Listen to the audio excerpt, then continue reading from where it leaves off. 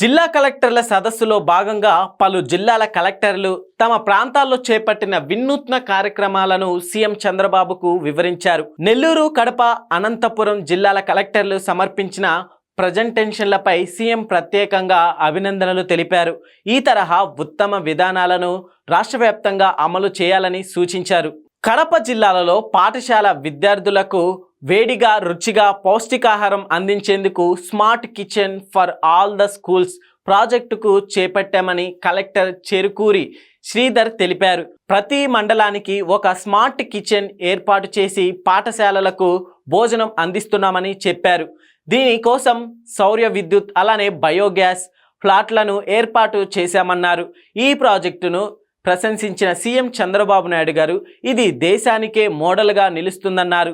Smart kitchen, smart health, smart children అనేలా దీన్ని తీర్చిదిద్దాలి అని అన్ని జిల్లాల కలెక్టర్లు కడప స్మార్ట్ కిచెన్ను సందర్శించాలని ఆదేశాలు ఇచ్చారు. మంత్రి నారా లోకేష్ గారు మాట్లాడుతూ ఈ విధానాన్ని కేంద్ర మంత్రి ధర్మేంద్ర ప్రధాన్కు వివరించగా ఆయన కూడా అభినందించారని తెలిపారు. నెల్లూరు జిల్లాలో వ్యవసాయ రంగంలో విప్లవాత్మక మార్పులు తెచ్చేందుకు ఛాంపియన్ రైతు అనే కార్యక్రమం చేపట్టామని కలెక్టర్ హిమాంశు శుక్లా తెలిపారు. ప్రతి గ్రామంలో ఒక ఛాంపియన్ రైతును ఎంపిక చేసి వారి ద్వారా యాంత్రీకరణ, ఎరువులు, పురుగు మందుల వాడకం తగ్గింపు, అలానే ప్రత్యామ్నాయం పంటలు, ప్రకృతి సేద్యం వంటి అంశాలపై అవగాహన కల్పిస్తున్నామని వివరించారు.